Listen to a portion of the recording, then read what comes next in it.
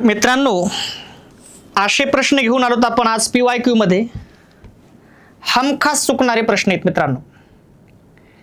नेहमीच एक्झामला, प्रत्येक एक्झामला हे प्रश्न आहेत आणि प्रत्येक एक्झामला ते प्रश्न चुकायलेत मुलांचे आणि तशाच प्रश्नावर आपल्याला आज काम करायचं. मित्रांनो, कमी टायमामध्ये जास्त प्रश्न सॉल्व्ह करणं हेच महत्त्वाचं असते परीक्षेला आणि तेच आपल्याला पाहावं लागते. PYQ प्रश्न जर आपण चेक केले मित्रांनो तर सातत्यानं रिपीट प्रश्न आहेत, म्हणून आपल्याला PYQ प्रश्न घ्यावे लागतात. वळूया आपल्या प्रश्नाकडे मित्रांनो. पहिला प्रश्न आहे, मूळ शब्दाला व्याकरणात काय म्हणतात? मूळ शब्दाला व्याकरणात काय म्हणतात? ठीक आहे, मूळ शब्दाला व्याकरणात काय म्हणतात? मूळ शब्दाला म्हणायला व्याकरणात काय म्हणतात? ठीक आहे, विकृती, प्रकृती, अक्षर, नमस्कार. तर मित्रांनो, मूळ शब्दाला व्याकरणामध्ये प्रकृती असं म्हणतात. काय म्हणतात? प्रकृती. उदाहरणात जर तुम्हाला मी सांगितलं मित्रांनो, उदाहरणात म्हणलं राम हा शब्द आहे. राम कोण आहे? शब्द आहे. ठीक आहे, तर मित्रांनो राम हा शब्द आहे, मूळचा शब्द आहे आणि मग या शब्दालाच पर्याय नाव काय आहे? प्रकृती. काय म्हणतात? प्रकृती. आणि म्हणूनच तुम्हाला काय सांगितलं बघा ना, मूळ शब्दाला व्याकरणात काय म्हणतात? तर मूळ शब्द आहे राम, त्याला व्याकरणात काय म्हणतात? शब्दाला प्रकृती. आणि तेच आपलं उत्तर आहे मित्रांनो. बराय या अवयवातून कोणता भाव व्यक्त होतो? कोणता भाव व्यक्त होतो? बराय या अवयवातून कोणता भाव व्यक्त होतो? ठीक आहे, आनंद, दुःख, तिरस्कार, संमती. तर मित्रांनो ऑप्शन नंबर डी बरोबर आहे, संमती. इकडे बघा ना, आपल्याला लहानपणी ती गोष्ट सांगायची, आपले आजोबा आहे, मग आपण हू हू हू करायचो किंवा बरं बरं म्हणायचो. बरं म्हणजेच काय? संमती. मग तसंच आहे, बरा या अवयवातून कोणता भाव व्यक्त होतो? तो संमती. पुढचं बोल बापा. ठीक आहे, मग ते गोष्टीचं उदाहरण बघा ना तुम्ही. लहानपणी आपण ज्यांनी ज्यांनी गोष्टी ऐकलेल्या ते काळ वेगळा होता. ठीक आहे, तर जेव्हा आपण हू हू करायचो तेव्हा पुढे जायचं. एक राजा होता, हू, तो असं करायचा, हू. मग हू म्हटल्याच्या नंतर आपण पुढे बोलायचं. मग हू काय आहे? संमती आहे. ठीक आहे, आणि मग कोण येते? संमती दर्शक आहे. खालीलपैकी कोणता शब्द एकवचनी आहे? खालीलपैकी कोणता शब्द काय सांगितलंय? एकवचनी आहे. ठीक आहे, मग भाऊ, कागद, दिवस, रात्र. ठीक आहे, त्यांनी काय विचारले तुम्हाला? एकवचनी शब्द विचारलाय मित्रांनो. ठीक आहे, विषय काय आहे? प्रश्न समजून घ्या पहिले. एक भाऊ, अनेक भाऊ, दोन्हीकडे सेम होते. एक वचन भाऊ, अनेक वचन सुद्धा भाऊच होते. अनेक वचन सुद्धा काय होत आहे? भाऊच होते. ठीक आहे, एक कागद, अनेक कागदच. ठीक आहे, दोन्हीकडे सेम होते. एक दिवस, अनेक दिवसच. मित्रांनो एक रात्र, अनेक रात्री. ठीक आहे, आणि मग इकडे लक्ष द्या, खालीलपैकी कोणता शब्द एकवचनी आहे? तर मग एक रात्र, नंबर डी बरोबर आहे. एक रात्र, अनेक रात्री. विषय संपला मित्रांनो. ठीक आहे, माळी या शब्दाचे सामान्य रूप ओळखा. माळी या शब्दाचे काय ओळखायचे मित्रांनो? सामान्य रूप ओळखायचे. ठीक आहे, मग इकडे बघा, सामान्य रूप ओळखत असताना विभक्ती प्रत्यय लावताना सामान्य रूप होत असते. ठीक आहे, मग इकडे पहा, माळ्या हे ऑप्शन नंबर 2 बरोबर आहे, माळ्या. इकडे पहा, पण इथं पण सामान्य रूप आहे ना. चा प्रत्यय लावताना मूळ शब्द काय आहे? माळी. मग याचं सामान्य रूप केव्हा होतं? विभक्ती प्रत्यय लावताना. मग विभक्ती चा प्रत्यय लावताना माळीचा नाही, माळ्याचा. इतक्यात सामान्य रूप आहे माळ्या, पण चा प्रत्यय लावून आले, पण प्रॉपर हे बरोबर आहे ना मग. ठीक आहे, किंवा एखाद्या एकच ऑप्शन असलं हे नसलं का तर हे पण बरोबर आहे. ठीक आहे, माळ्या करिता, माळ्या करिता.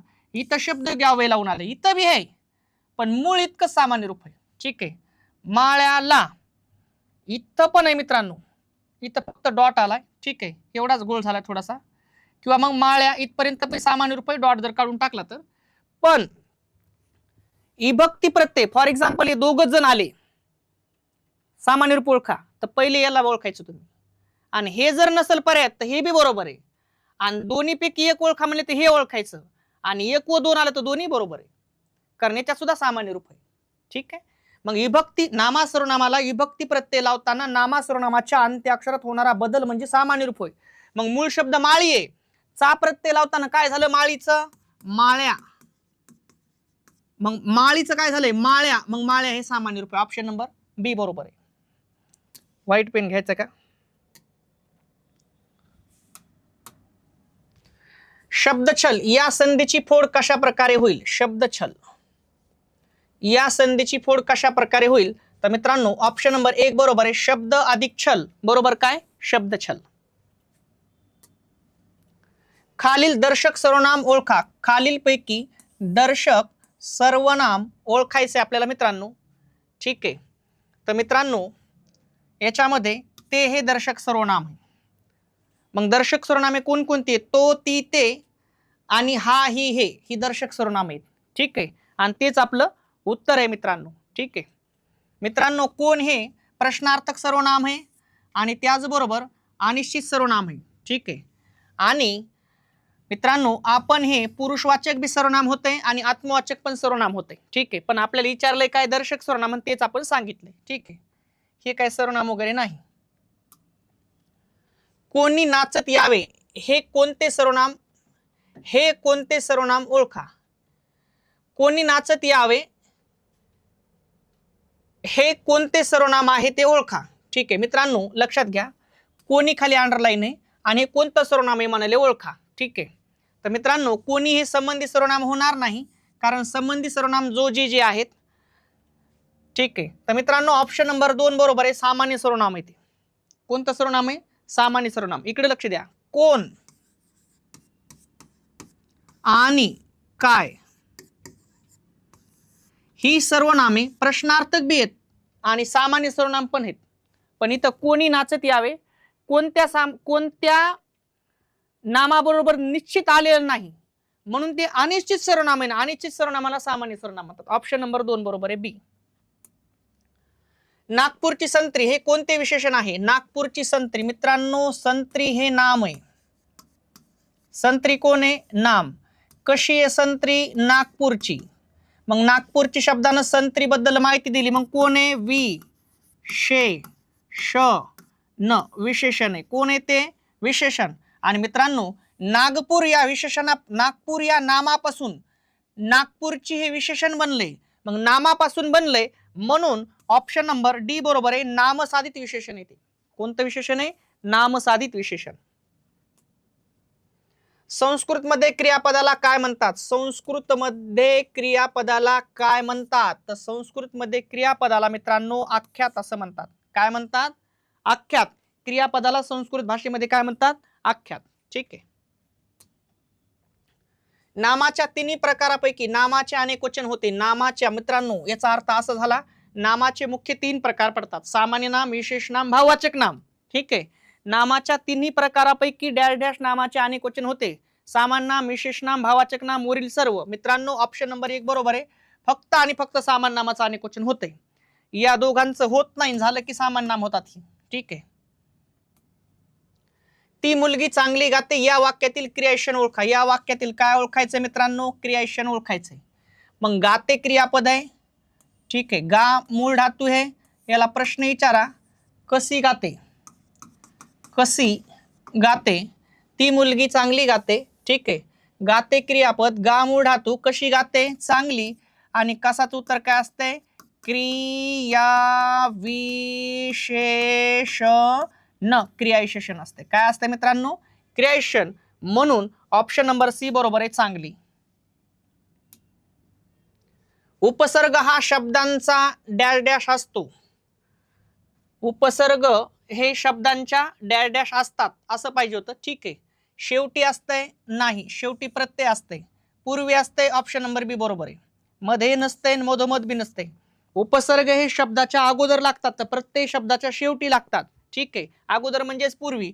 उदाहरणार्थ तुम्हाला म्हणलं दररोज. दररोज. तर मित्रांनो लक्षात ठेवायचंय, रोज शब्द आहे. रोज कोण आहे? शब्द. आणि दर हा उपसर्ग आहे. शब्दाच्या पूर्वी, पहिले, अगोदर एक किंवा अनेक अक्षरे जोडली जातात त्या अक्षरांना उपसर्ग असं म्हणतात. म्हणून पूर्वी लागतात बघा उपसर्ग. उपसर्ग शब्दाच्या पूर्वी म्हणजेच अगोदर लागतात. ठीक आहे. रात्रभर पाऊस पडत होता या वाक्यातील शब्दयोगी अव्यय कोणता? रात्रभर पाऊस पडत होता या वाक्यातील शब्दयोगी अव्यय कोणते असं पाहिजे होतं. ठीक आहे. जसाच तसा प्रश्न आहे परीक्षेतला. मग मित्रांनो लक्षात घ्या, शब्दाला जोडून येणाऱ्या अव्ययाला शब्दयोगी अव्यय असं म्हणतात. आणि मग जोडून कोण आले? रात्रभर. रात्र या शब्दाला भर हे शब्दयोगी अव्यय जोडून आले, म्हणून ऑप्शन नंबर बी बरोबर आहे. ठीक आहे. उदाहरणार्थ म्हणलं झाडावर,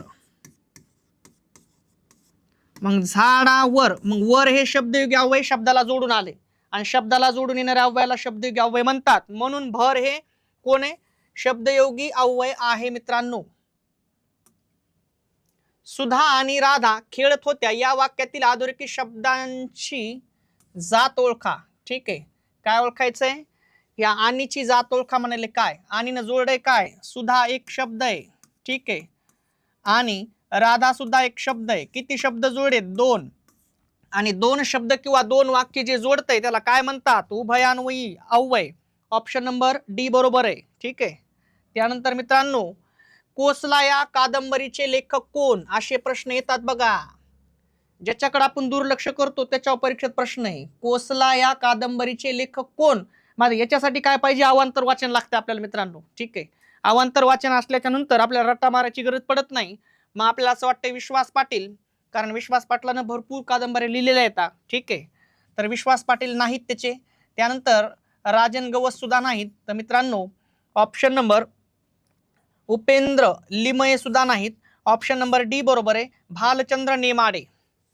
कोसला या कादंबरीचे लेखक कोण आहेत? भालचंद्र नेमाडे. निमंत्रण आले तर मी येईन हा वाक्य प्रकार ओळखा. निमंत्रण आले तर मी येईल हा वाक्प्रकार ओळखा. ठीक आहे. निमंत्रण आले तर मी येईन हा वाक्य प्रकार ओळखा.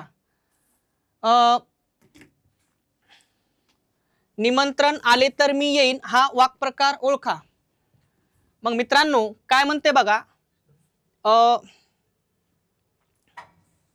स्वार्थ, विद्यार्थ, संकेतार्थ, आज्ञार्थ. ठीक आहे. मग इकडे लक्ष द्या.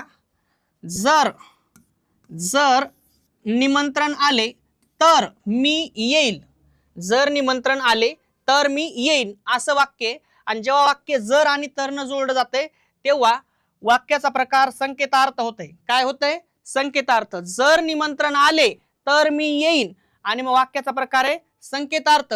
ऑप्शन नंबर सी बरोबर आहे. ठीक आहे. अप्पलपोटा म्हणजे डॅश डॅश होय. अप्पलपोटा म्हणजे डॅश डॅश होय. स्वतःचा फायदा करणे. ऑप्शन नंबर 1 बरोबर आहे. मित्रांनो काही लोक असतात जे फक्त आणि फक्त स्वतःचा फायदा पाहतात, बाकी त्याला काही घेणं देणं नाही. आणि जे लोक स्वार्थी आहेत, फक्त स्वतःचाच फायदा पाहतात, अशा लोकांच्या मागे एकही माणूस नसते. कारण स्वार्थी लोकांच्या मागे दुनिया चालायला रिकामी नाही. त्याच्यासाठी तुमचं कार्य महान लागते, तुमचं काहीतरी कार्य लागते पुढच्याच्या प्रती. तेव्हा तुम्हाला काहीतरी तुमच्या दिसण्यापेक्षा जास्त महत्व कार्याला मी कधी म्हणत असतो, तेव्हा पुढून काहीतरी प्रतिक्रिया येते. पण मग फक्त कधी तुम्ही स्वतःचाच फायदा पाहिले तर विषय थोडासा अवघड होतंय. ठीक आहे. मग अप्पलपोटा म्हणजे डॅश डॅश होय तर काय? स्वतःचा फायदा करणे. त्यानंतर कृपण या शब्दाला विरुद्धार्थी शब्द कोणता? कृपण या शब्दाला विरुद्धार्थी शब्द म्हणाले कोणता आहे मित्रांनो? तर कृपण या शब्दाला विरुद्धार्थी शब्द आहे उदार. ठीक आहे. कृपण या शब्दाला विरुद्धार्थी शब्द काय आहे? उदार आहे मित्रांनो. ठीक आहे. कारण कृपण म्हणजे कंजूस माणूस. ठीक आहे. त्यानंतर सुरवंट या शब्दाचे लिंग ओळखा. सुरवंट मित्रांनो जर आपण पाहिलं नामाच्या पूर्वी तो बसायला बघा, तो सुरवंट. आणि तो बसलं की त्याचं लिंग आपल्याला सांगता येतंय पुलिंग. कोणतं लिंग आहे? पुलिंग. तो सुरवंट. ठीक आहे. अकारांत पुलिंगी नामाचे अनेक वचन डॅश डॅश होते. अकारांत पुलिंगी नामाचे अनेक वचन डॅश डॅश होते. मित्रांनो उदाहरणार्थ म्हणून तुम्हाला एक माणूस, मग माणूस पुलिंग नाम आहे कारण तो माणूस. शेवटी कोण आहे? अस्वर. मग शेवटी अस्वर आलाय म्हणजे अकारांत पुलिंगी नाम आहे. एक माणूस, अनेक मानसे, मग मानसे से मध्ये कोण आहे? ये. मित्रांनो पुलिंगी नाम आहे माणूस, त्याचं अनेक वचन झाले माणसे. अकारांत पुलिंगी नामाचे अनेक वचन ये कारांत होते. विधान बरोबर का चूक? अकारांत पुलिंगी नामाचे अनेक वचन डॅश डॅश होते. काय होते? काय होते? ये कारांत होते. काय होते? ये कारांत. ज्याला आकार नाही या अर्थाचा शब्द ओळखा. ज्याला आकार नाही म्हणतंय, ठीक आहे, तर मित्रांनो त्याला निराकार म्हणतात. ज्याला आकारच नाही त्याला काय म्हणायचं? निराकार. चतुर या शब्दाचे भाववाचक नाम करा. चतुर या शब्दाचं काय करायचंय मित्रांनो? भाववाचक नाम करायचंय. तर मित्रांनो ऑप्शन नंबर सी बरोबर आहे, चातुर्य. चतुरचं काय होतंय? चातुर्य. चतुर विशेषण आहे, चातुर्य भाववाचक नाम आहे. खालीलपैकी सामान्य नाम ओळखा. खालीलपैकी सामान्य नाम ओळखायचंय. कसलं नाम ओळखायचंय? सामान्य नाम. तर मित्रांनो पहिलंच ऑप्शन बरोबर आहे. पर्वत हे सामान्य नाम आहे. हिमालय विशेष नाम आहे. सह्याद्री विशेष नाम आहे. सातपुडा विशेष नाम आहे आणि पर्वत हे सामान्य नाम आहे. सतीश आज रात्री सिनेमाला जाणार आहे. अधोरेखित नामाऐवजी सर्वनाम. अधोरेखित नामाऐवजी सर्वनाम काय? सतीश आज सिनेमाला जाणार आहे म्हणजे याच्या ऐवजी आपण कोणतं सर्वनाम वापरू शकतो? आम्ही, मी, तो, हा. मित्रांनो सतीश आज सिनेमाला जाणार आहे. तो मला काही वाक्य बोलून जाणार आहे. आपल्या मना वाक्य घेता येते. इकडे पहा, सतीश आज सिनेमाला जाणार आहे. तो मला बोलून जाणार आहे. मग या सतीशच्या ऐवजी काय वापरलंय मित्रांनो? तो वापरले. काय वापरलंय? तो वापरले. आणि मग कोण आहे? तो. नामाच्या ऐवजी वापरला जाणारा शब्द म्हणजे सर्वनाम. सतीश हे नाम आहे त्याच्याऐवजी आपण तो वापरायलो. आता असं होईल का? सतीश आज रात्री सिनेमाला जाणार आहे आणि मी मला बोलून जाणार आहे? नाही. सतीशच्या ऐवजी आपण काय वापरले? तो. खालीलपैकी कोणता प्रकार गुणविशेषणाचा आहे? कोणता प्रकार गुणविशेषणाचा प्रकार आहे मित्रांनो? ठीक आहे, खालीलपैकी कोणता प्रकार गुणविशेषण म्हणायला? मग साहजिक आहे मित्रांनो, नलिका हे नाम आहे, भानगडी हे नाम आहे, घर हे नाम आहे, फुले हे पण नाम आहे. ठीक आहे मित्रांनो, जर तुम्ही पाहिलं असन तर वक्र नलिका म्हणते, म्हणजे वाकडी तिकडी नलिका. मग मित्रांनो नलिका कोण आहे? नाम आहे. कशी आहे? वाकडी तिकडी. नामाचा आकार दाखवायले आणि नामाचा आकार दाखवला की त्याला काय म्हणतात? गुणविशेषण. काय म्हणतात? गुणविशेषण. नामाचा आकार दाखवला की त्याला काय म्हणायचं? गुणविशेषण. ठीक आहे. आणि मित्रांनो लक्षात घ्या, वक्र कोण आहे? गुणविशेषण. आणि नलिका कोण आहे मित्रांनो? नाम आहे. ठीक आहे. तसंच मित्रांनो भानगडी हे नाम आहे आणि 17 हे पूर्णांकवाचक विशेषण आहे. 17 हे कोण आहे? पूर्णांकवाचक. कारण पूर्ण संख्येनं नामाबद्दल माहिती दिली. पाचवे घर. मित्रांनो घर हे नाम आहे पण कसं आहे? पाचवे नामाचा क्रम दर्शवायले म्हणून क्रमवाचक विशेषण आहे. आणि थोडी फुले. फुले हे नाम आहे पण किती फुले? थोडी. नामाची संख्या मोजायला म्हणून संख्या विशेषण आहे. त्यातही परफेक्ट संख्या नाही म्हणजेच अनिश्चित संख्या विशेषण आहे. अनिश्चित संख्या विशेषण. सगळ्याच गोष्टी झाल्या पण आपल्याला काय सांगितले? खालीलपैकी कोणता प्रकार गुणविशेषणाचा आहे? ऑप्शन नंबर मित्रांनो तुम्हाला जर सांगायचं झालं ऑप्शन नंबर 1 बरोबर आहे.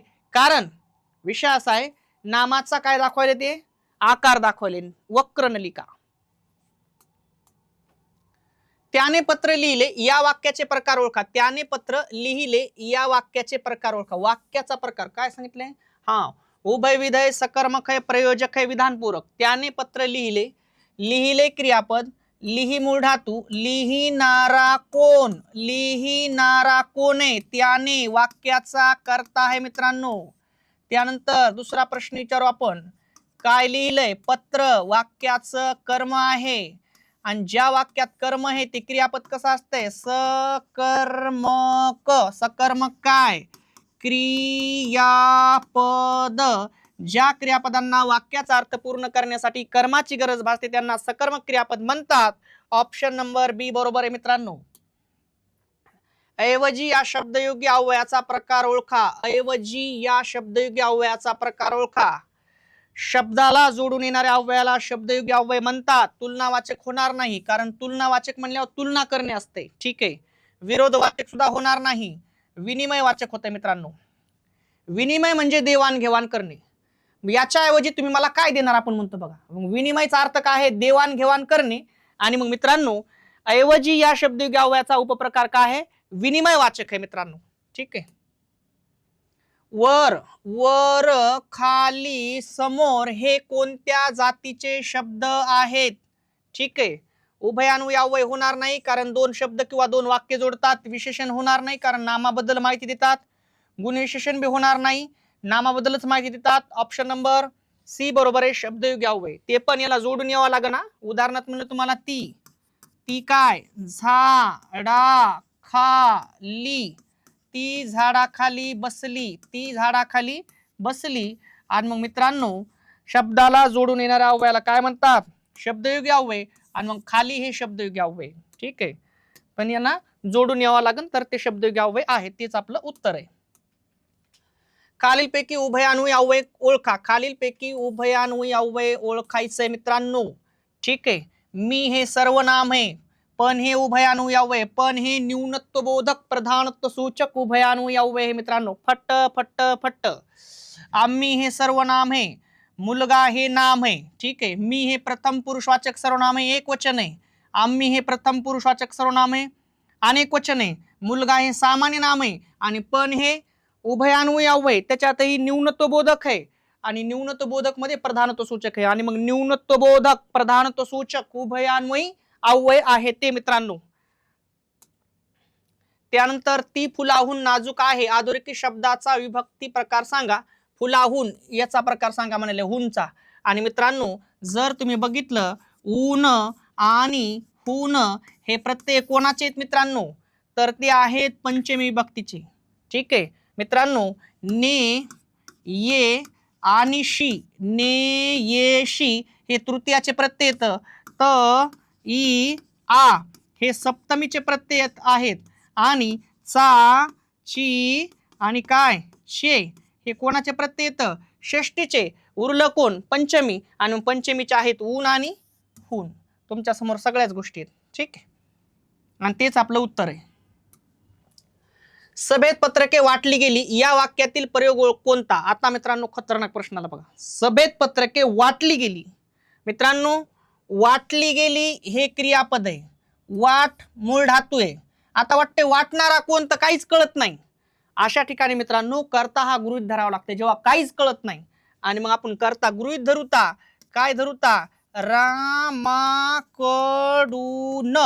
रामाकडून सभेत पत्रके वाटली गेली. आता आपण त्याला प्रश्न विचारू.